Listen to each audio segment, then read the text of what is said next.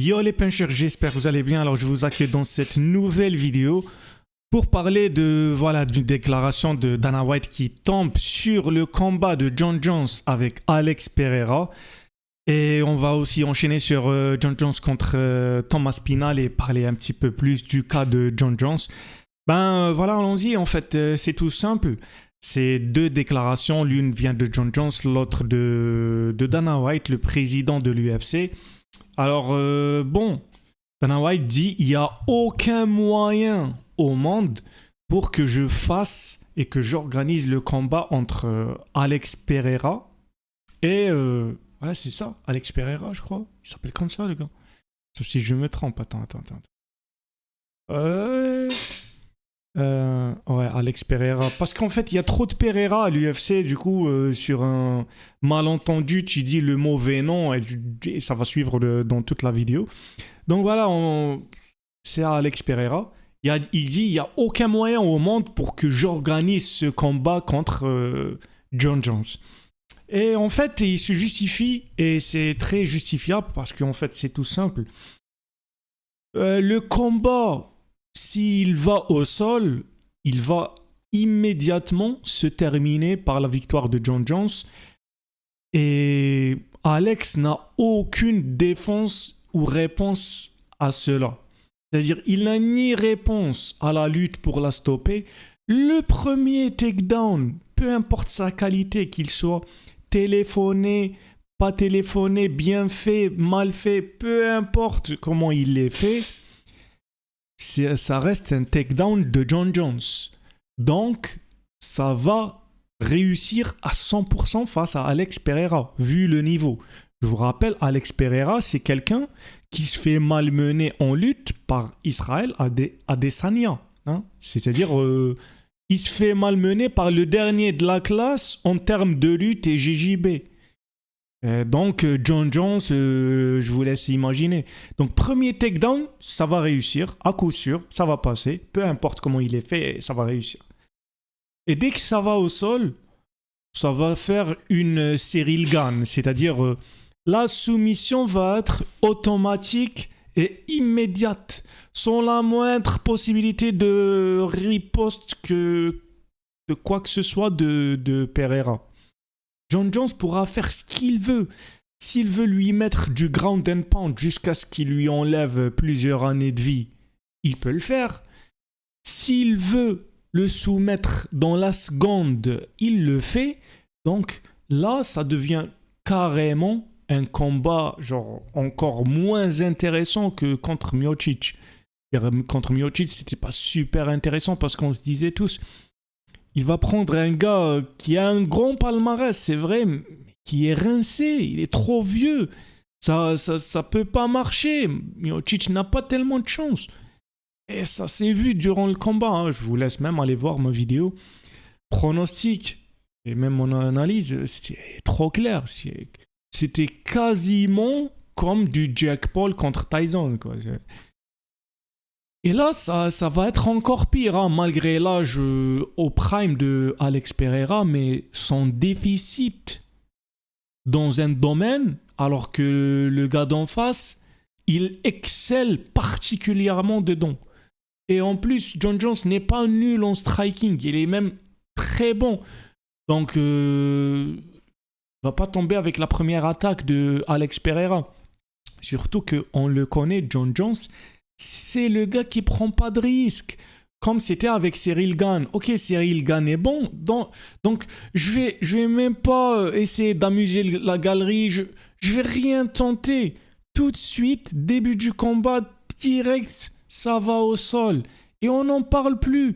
Il refera ça avec Alex Pereira. Surtout qu'Alex Pereira est plus dangereux qu'un Cyril Gane en striking. Parce que Cyril Gane, il est top en striking. Mais c'est pas un striking risqué. C'est-à-dire, ils sont très peu les chances que tu te fasses finir par un KO éclair.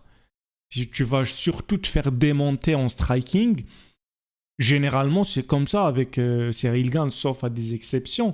Généralement, voilà, il va te démonter petit à petit jusqu'à ce qu'il gagne avec la décision. Il n'y a pas... Le risque de surprise est très minime. C'est-à-dire, là, John Jones est un petit peu à l'abri. Mais face à Alex Pereira, John Jones pourrait même être là à dominer très très très très longtemps. Et sur un clin d'œil, il peut se faire surprendre par un coup de poing de Alex Pereira. Voilà, il aura perdu tout. Déjà tout le combat durant lequel il aura dominé. Et sa legacy, c'est-à-dire son héritage, va se prendre un coup dont il se remettra jamais. C'est John Jones, hein. Le gars, mais jamais de la vie, il prendra ses risques. Mais arrêtons de délirer. Donc, Dana White le sait. Les connaisseurs le savent. Les fanarts, les petits fans qui viennent juste de débarquer, qui ont des étoiles dans les yeux dès qu'on dit John Jones, ils s'en foutent. Pour eux, voilà, John Jones, c'est le GOAT, il n'y a rien à dire, peu importe ce qu'il fait. Dopé, pas dopé, palmarès, même s'il a pris que des gens en fin de carrière ou des gens désavantagés par la taille, qui font deux têtes de moins que lui et qui sont en fin de carrière. Tous les détails, peu importe, c'est le GOAT, c'est tout. Et c'est eux qui représentent la masse. Donc, tu vois, là, Dana White, il réfléchit un peu. C'est vrai que le combat va rapporter avec Alex Pereira. Ça va rapporter pour tout le monde. Mais ça reste pas intéressant pour Dana White ni pour Pereira. Pourquoi? Parce que Dana White, oui, il va gagner sur ce combat. Mais par la suite, il aura perdu 2 combattants stars. Et c'est compliqué de bâtir une star. Hein. C'est pas, tu dis, allez, je veux 4 stars et il les a. Non. Sinon, tout le monde serait star et il se fera des bangers en termes de vente à chaque événement. Mais non. Très complexe d'avoir une star. Du coup, là, pourquoi il irait claquer une star comme Pereira pour rien? C'est-à-dire, il va gagner dans un combat, mais ensuite, Pereira, tous les gens vont le voir comme un moins que rien, tellement qu'il va se faire ridiculiser par John Jones. Il se prendra aussi un très dur coup dans son mental, comme Cyril Gane s'est pris un coup mentalement, tu t'es rabaissé, les gens vont te ressortir ça partout. Tu t'es fait rapidement dominer, écrasé par John Jones. Ils vont oublier tout ce que tu as fait auparavant. Donc, en fait, sa legacy est détruite. Il va vendre bien moins. Donc, alors que le gars est à son prime et Dana White peut l'utiliser dans beaucoup de combats où il va rapporter. Donc, pourquoi ne pas faire plusieurs événements avec lui dans lesquels il va rapporter à chaque fois beaucoup, au lieu de l'utiliser juste pour un combat où il va, oui, rapporter beaucoup, mais un combat.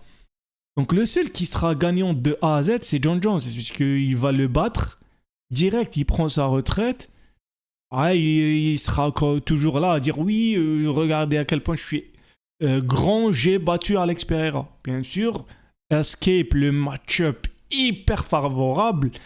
Escape, le fait que le gars pouvait combattre 2 catégories de moins, parce qu'on le rappelle, il n'y a pas si longtemps, il combattait en point moyen. Escape tous les détails. Hein. Les gars seront juste là à dire ouais, il a battu, ouais, ils retiendront que ça. Donc, Dana White a vu ça. Il a dit bon, ok, je vais perdre un petit peu d'argent en plus.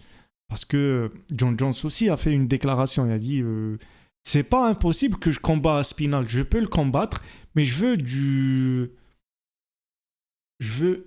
du fuck you money pour ça.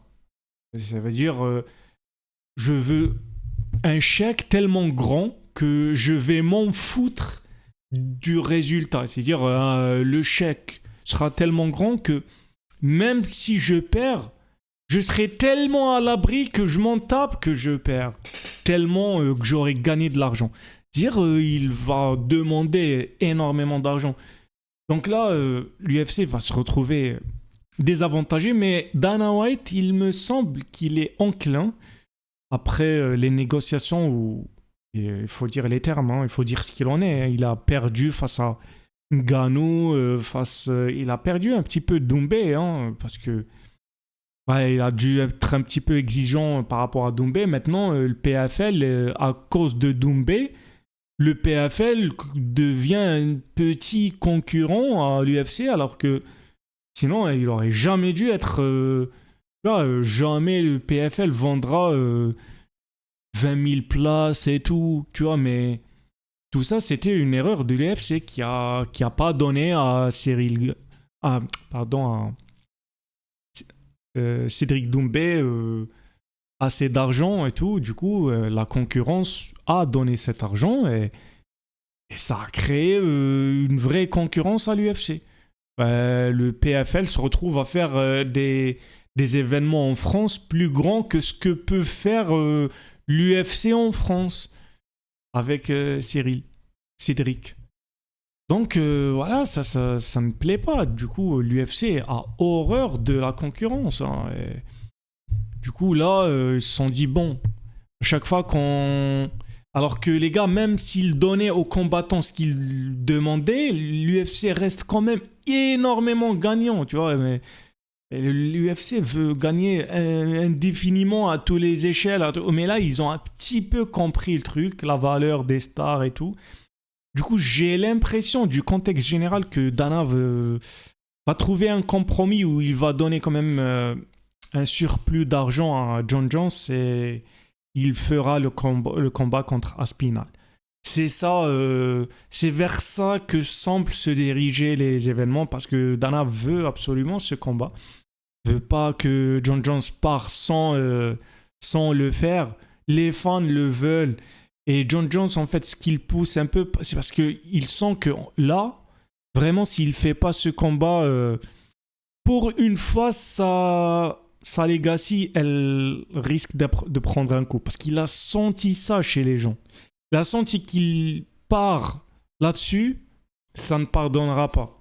Tu vois, ça va ternir sa legacy beaucoup plus que les histoires de dopage et tout. Parce que pour les gens, du moment que c'est un truc qui te concerne et que tu combats toujours, ils s'en tapent. Donc, dopage, pas de dopage, bon, l'important c'est que tu es là, tu combats et tu gagnes.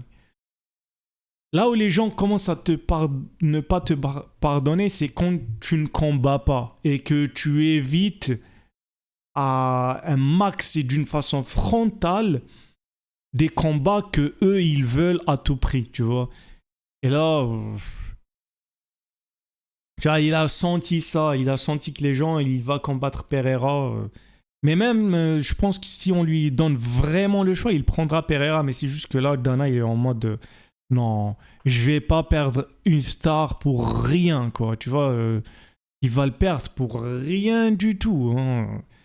Il va perdre Pereira. Et John Jones en plus. Si seulement il perdait qu'une seule star, ok. Il va perdre les deux parce que John Jones, par la suite, direct, il prendra sa retraite. Du coup, voilà. Pour moi, très bonne nouvelle. Le seul vrai souci là-dedans, c'est que je le sais, John Jones va prendre une énorme pause, tu vois. C'est ça le problème, c'est que je ne le vois pas. Mais le souci, c'est qu'en même temps, ça jouera contre lui. Hein, mais bon, les combattants, ils ont du mal à accepter que généralement, qu'ils sont en fin de carrière jusqu'à ce que les dégâts commencent à arriver. Donc, John Jones va pas. Je crois qu'il va pas prendre son âge en considération parce que le bougre, quand même, ils se rendent peut-être pas compte, mais commence à sortir du prime. Moi, je dis pas qu'il n'est plus à son prime, mais il commence à sortir. Il est à 37 ans. Alors, on est d'accord, chacun a son prime à un âge différent. Mais il y a quand même un point en commun un petit peu, tu vois, 37 ans, même si tu es toujours dans le prime, mais t'es pas au milieu du prime, ça c'est sûr. T'es en fin. Soit tu ne l'es plus, soit tu es en fin de prime. Et là, John Jones, je pense qu'il est en fin de prime. Du coup, les pauses de type 1 an et tout, ça va énormément le desservir. Il aurait 34 ans, 33 ans, il prend une, voire même 2 ans de pause. Ah, c'est pas si grave. Mais à 37 ans, s'il se prend encore une année de pause, là, une année, il est à un âge où une année crée vraiment une vraie différence. Du coup, s'il est bien entouré, qu'il pense d'une façon pragmatique, il ne devrait pas faire une énorme pause. Et ça serait bien, autant pour lui, hein, qui performera mieux, que pour nous, on évitera encore, je sais pas combien, 2 siècles à l'attendre. Parce que on passe plus notre temps à l'attendre qu'à l'apprécier. Du coup, et on aura un vrai, finalement, challenge de John Jones où il sera, pour une fois, il sera égalé partout. Il sera pas très largement au-dessus en termes de gabarit par rapport à son adversaire, je veux dire face à Spinal. Il ne sera pas avantagé par rapport à l'âge. Il ne sera pas avantagé par rapport au skill, même si quelque part il l'est, tu vois, surtout par de l'expérience et tout. Mais il sera quand même challengé, tu vois, au sol, il sera challengé s'il veut rester debout. Il a de meilleures techniques, oui, mais l'adversaire a une meilleure résistance, une meilleure explosivité et plus de force. Tu vois, donc ça s'équilibre, tu vois, d'une façon ou d'une autre. Là, pour une fois, on veut voir ce que c'est le GOAT. Ok, ben montrez-le, montrez ce que ça vaut dans le réel si c'est le GOAT. À part dire bla bla bla bla, GOAT, GOAT, GOAT, mais nous, on veut voir ce que ça vaut dans un combat disputé. Ça a toujours été un GOAT sur des combats où il est hyper avantagé. Donc, ça sera le combat de John Jones pour moi. Ce sera pas... Ces combats d'avant, genre on va me sortir des gars qui ont le gabarit comme Gustafsson, mais il a pas le sol. S'ils ont les skills comme Cormier, mais il n'avait pas l'âge ni la taille, ni le gabarit, il est trop petit Cormier. Si il est relativement complet comme Miocic et il a la taille, il a plus l'âge, donc toujours un énorme avantage pour lui, ce gars, John Jones, toujours. Donc là, pour une fois, ça sera un vrai équilibre. C'est un combat hypant de ouf. Ce sera peut-être un tout petit peu moins pour les fans lambda, et c'est eux qui achètent le plus. Donc, mais tu me diras, même contre Miocic, les fans lambda ne le connaissaient pas tellement, mais le connaissaient quand même du fait de ses combats contre Cormier, c'est dit qu'il était déjà plusieurs fois champion, tout ça. Donc voilà. Il se dessine à l'horizon un combat méga stylé. Et j'espère que tout ça se concrétisera pour qu'on fera une analyse, pronostic et tout du combat. Et qu'on vivra pour le voir. Hein. Sur ce, ben, pour une autre actualité, j'espère très bientôt... je serai là, j'essaie d'être actif de votre côté. J'espère que vous me soutiendrez par rapport à la chaîne que je commence à lancer avec les likes, commentaires et partage, s'il vous plaît. Sur ce, ben, quant à moi, ben, je vous passe le KO. Ciao.